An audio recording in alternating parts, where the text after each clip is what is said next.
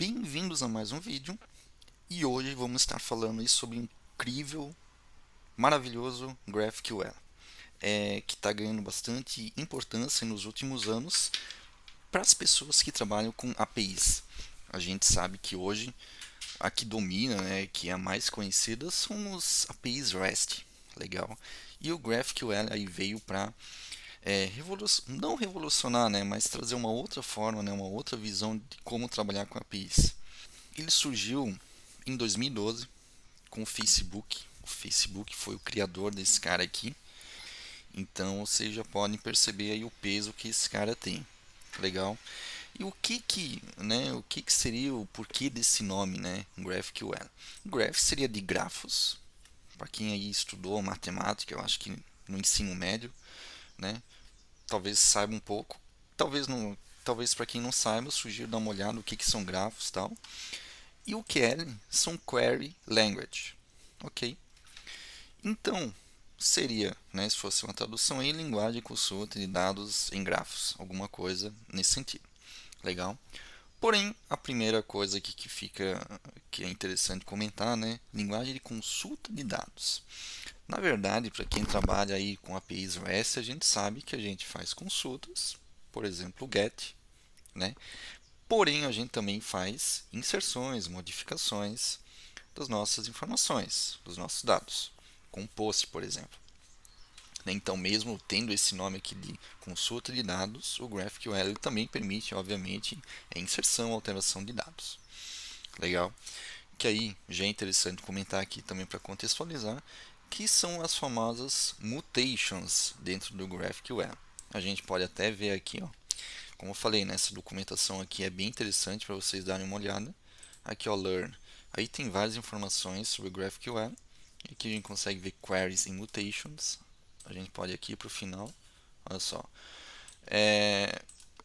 Como o GraphQL, o foco dele é pegar dados, mas qualquer plataforma completa precisa de uma forma, para modificar os dados, Então, o GraphQL também permite isso. Legal? Há outras informações interessantes.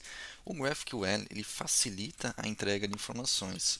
Por quê? Quando, por exemplo, a gente faz uma requisição para uma API REST, quando a gente faz um GET, tem uma determinada URL. Ok? Quando a gente faz um POST, tem uma outra, os endpoints. A gente precisa pegar os dados de um determinado usuário, muda a URL. A gente normalmente passa ali com um parâmetro.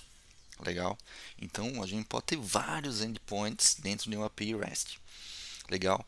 E justamente aquele endpoint ele sempre vai acabar retornando a mesma coisa. A gente pode trabalhar dentro do código para fazer determinados filtros, mas no fundo a gente vai retornar sempre as mesmas coisas. Legal? E no GraphQL, como o próprio nome diz, Query Language, para quem também já trabalhou com SQL, a gente consegue fazer filtros. A gente pode dizer, nesse ponto aqui eu quero que retorne apenas informações x, y, z.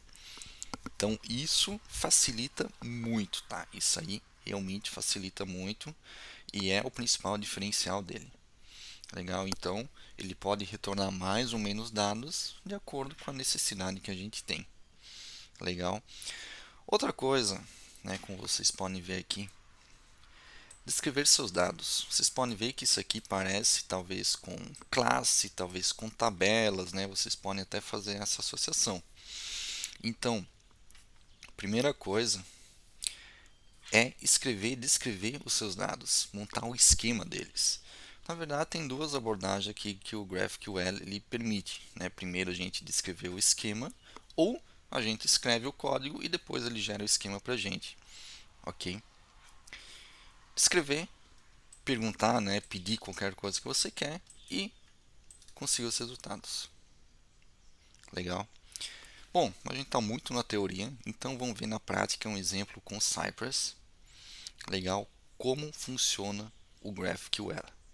Sucesso? Então, vamos lá. Sem mais enrolação, que eu tenho meu código, ok? Vocês vão ver que ele realmente é muito parecido com um código, um teste, por exemplo, para uma API REST, só que com algumas particularidades. Legal? Como eu comentei, né, APIs REST normalmente tem vários endpoints. Com GraphQL a gente só vai ter um. Isso já por si só já traz várias facilidades para a gente. Legal? Aqui eu estou definindo uma variável e aqui eu estou atribuindo uma query, justamente query language. Eu estou fazendo um filtro, né? Eu estou pedindo aqui nesse caso aqui, eu estou pedindo uma lista de países que me retorne o nome, o código e a capital. Legal? Fazer o post, URL, ok? E aqui no body eu vou estar mandando a minha query que eu mandei aqui, que eu defini aqui. Legal? E basicamente são essas diferenças que tem. A gente vai definir uma query, a gente vai trabalhar com queries.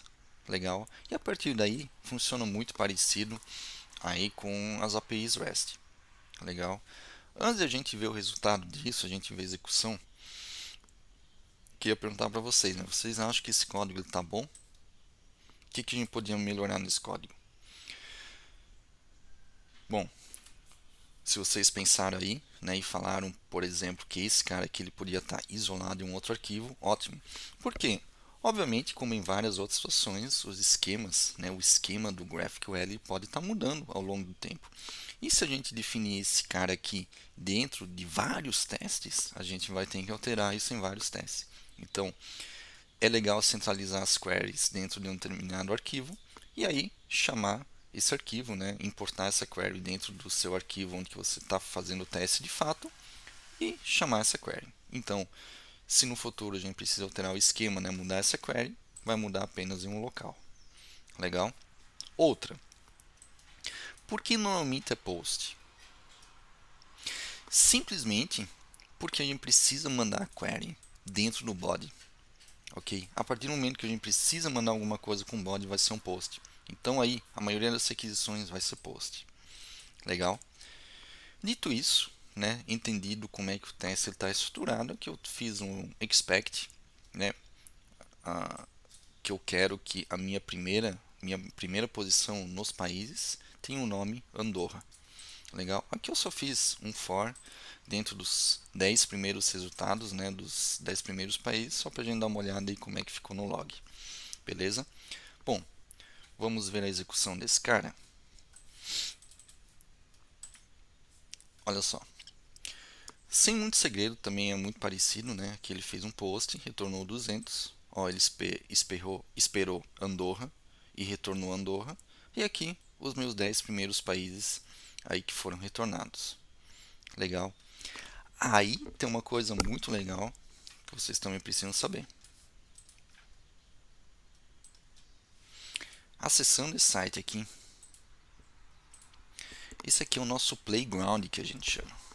Ok? A partir daí, a gente tem toda a nossa documentação de como é que o nosso esquema, a documentação desse link aqui, desse endpoint aqui está estruturado. Ok? Por exemplo, aqui, ó. Essa aqui é justamente aquela query que a gente definiu no nosso teste. Se a gente executar, o que a gente consegue ver? Ele retorna aí uma lista de países com esses caras aqui: nome, código, capital. Legal. E o primeiro que a gente viu ali na posição 0 que a gente validou é o Andorra. Legal, bem fácil de entender, né?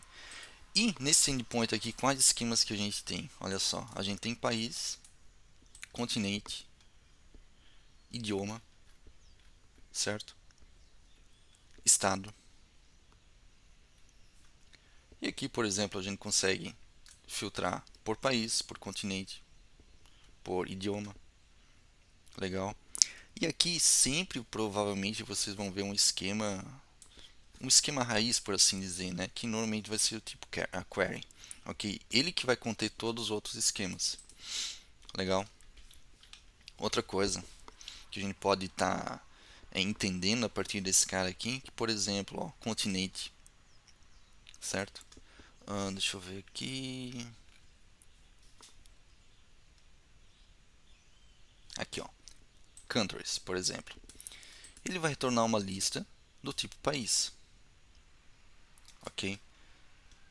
Continentes, ele vai retornar uma lista tipo continentes.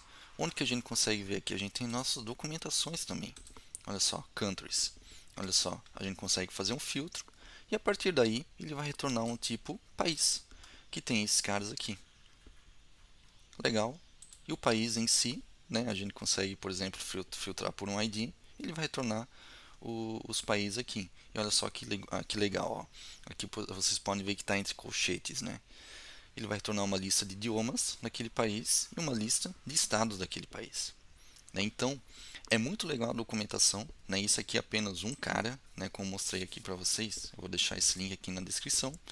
Tem vários aí, várias APIs que a gente pode estar testando, né? Então, tem várias opções para vocês praticarem aí como fazer testes com GraphQL. Legal? Uh, bom, seria isso. Né? A ideia realmente é mostrar um pontapé inicial de como é que vocês podem estar trabalhando, como é que vocês podem estar praticando, né? Fazendo testes nesse esquema aqui. Leiam a documentação no GraphQL. Pesquisem vídeos específicos sobre desenvolvimento mesmo, né? Como é desenvolvido o GraphQL para entender melhor como é que isso é feito de fato, que com certeza vai melhorar ainda mais para vocês estruturarem os testes da melhor forma. Legal? Então, se é isso. Espero que tenham gostado e até o próximo vídeo.